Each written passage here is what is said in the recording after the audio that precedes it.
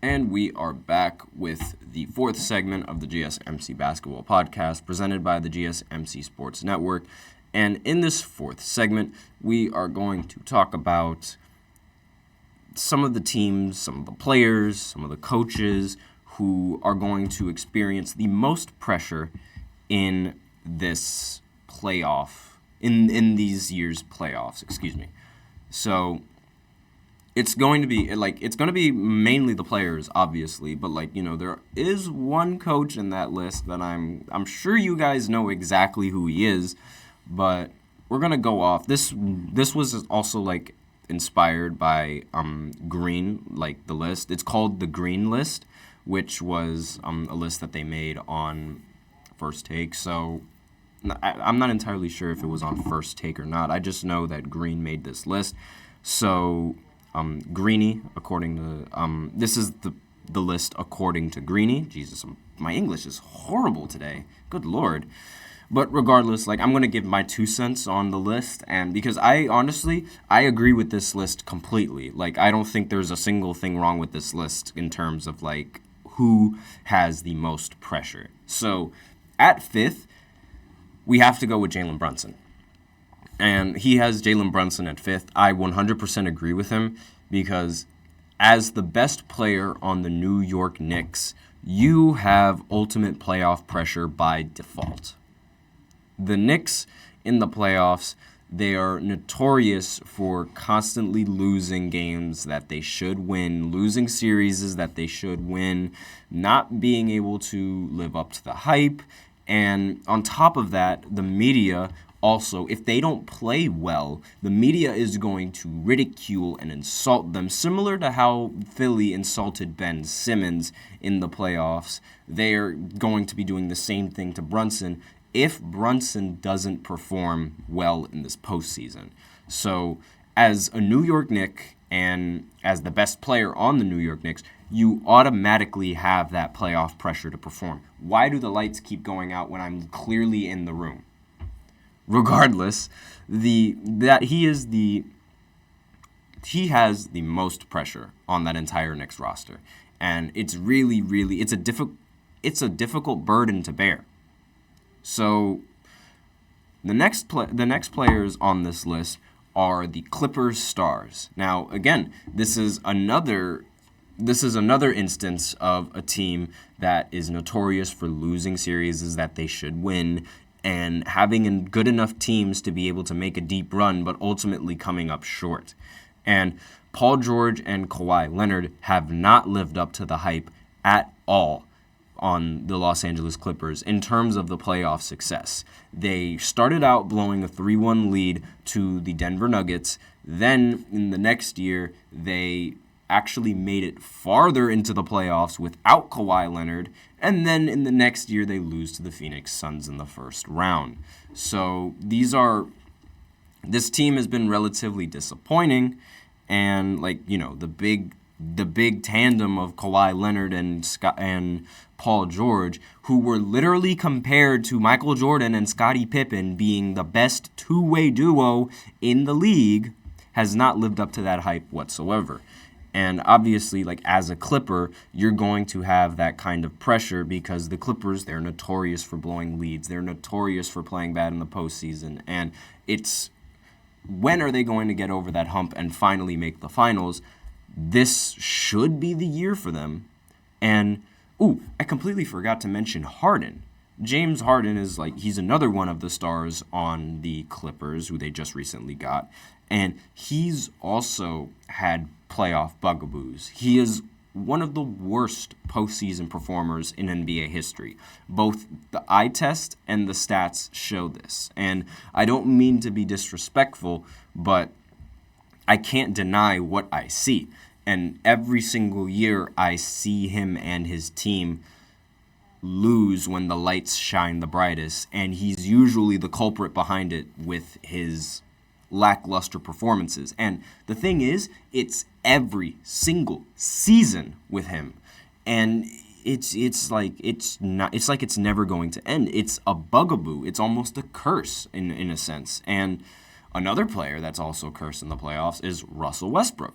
Ever since Kevin Durant has left, he's had minimal success in the playoffs, barely any. And the only time he actually made it out of the first round was when he was on Houston, when he had James Harden there to help him, and the ridiculous spacing on the small ball Houston lineup. But since Kevin Durant left, he's underperformed in the first round several times, got outplayed by Ricky Rubio in the playoffs. I mean, seriously, Ricky Rubio? He's a really good player, Ricky Rubio, but Russell Westbrook, coming off of his MVP season, was not on the same level as Ricky Rubio. Ricky Rubio wasn't on that level. As much as I respect Ricky Rubio and as much as I think he's a great basketball player, he was not at that MVP caliber type player in the NBA, like how Russ was. And he's had the pieces that he needs to succeed, and it's just he doesn't get it done.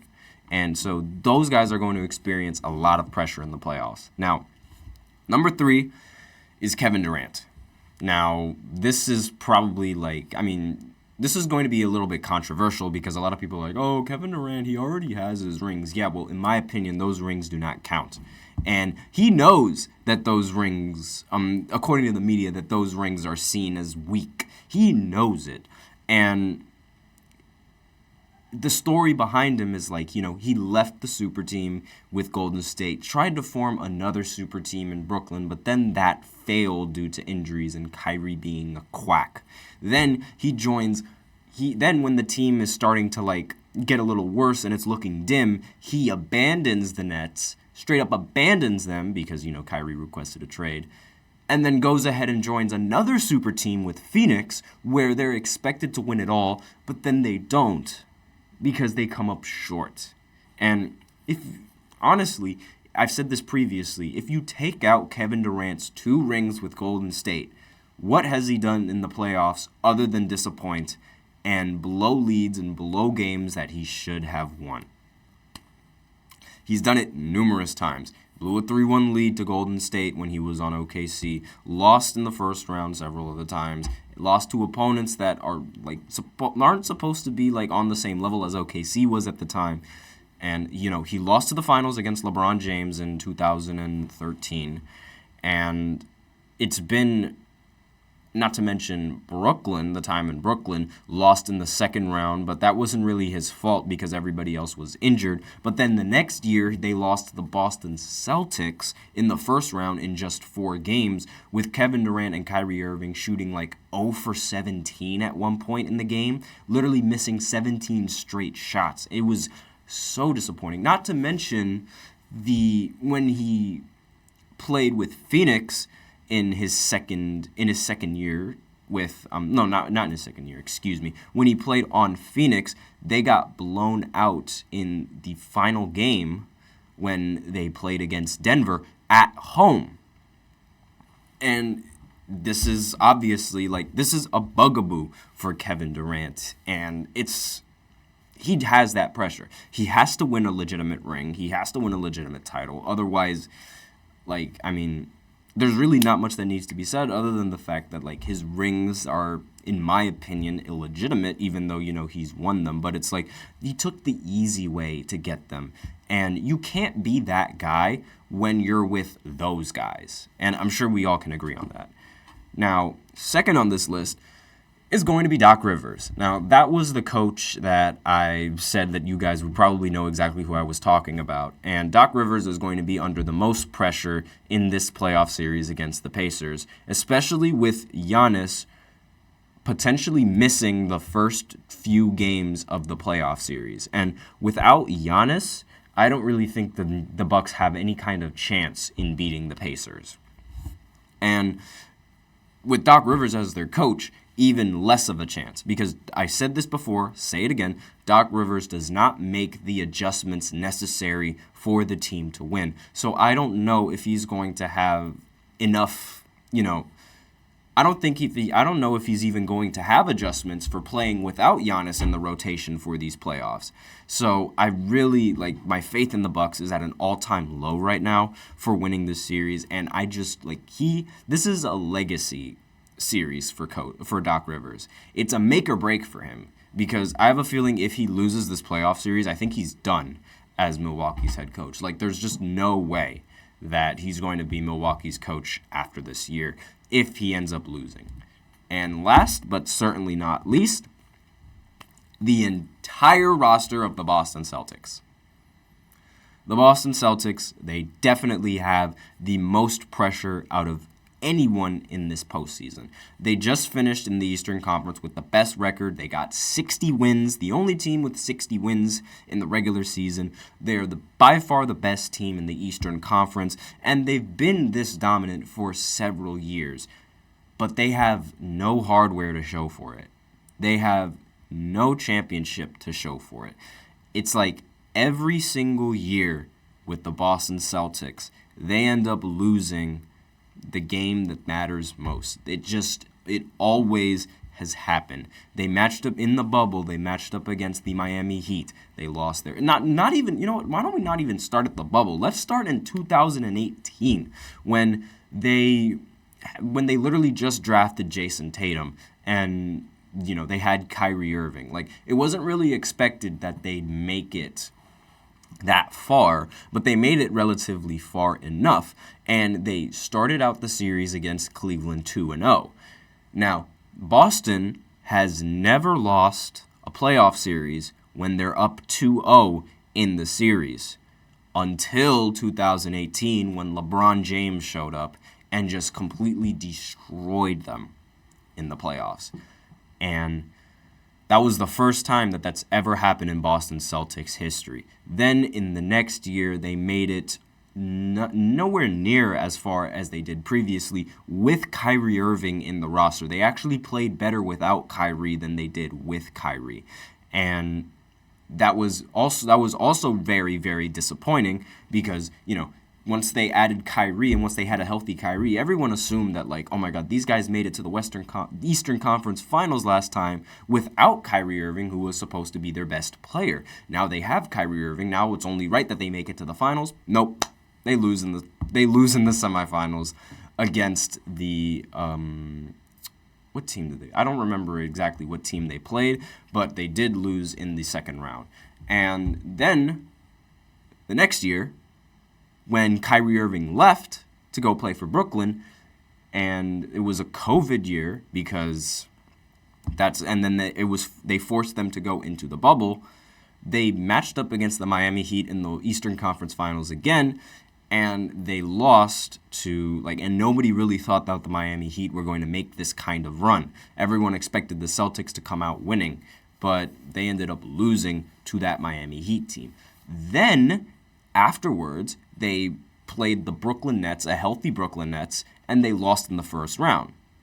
Then they played the Brooklyn Nets again, and they beat them this time, and then they made it farther than they ever have, making it all the way to the NBA Finals, where they lose to Golden State. And Jason Tatum did not play well at all in that series, even though he played better than Kobe Bryant in his first playoff series. But he was held accountable for that loss. And then afterwards, they make it far again, but this time they fall completely short and they lose in the...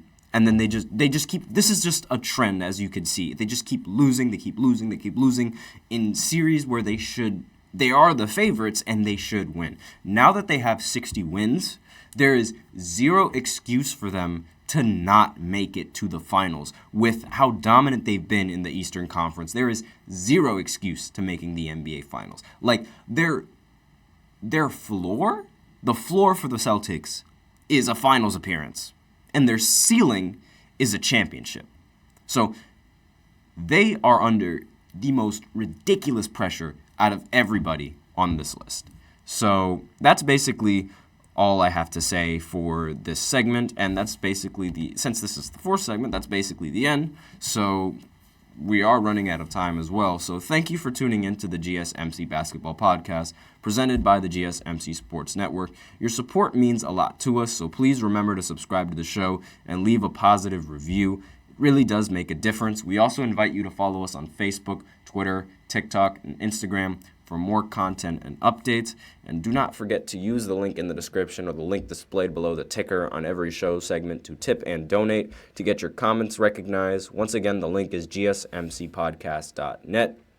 Really helps the show, makes the show much more interactive between myself and you guys. And that will do it. That is the end of the fourth segment. I am your host, Nelson. Thank you once again. And as always, take care.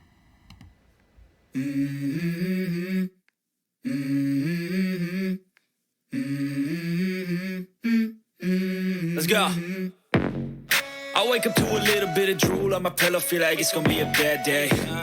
Yeah, I'm tired of shit, and the coffee ain't hit yet. Damn, ain't that great. I don't wanna go to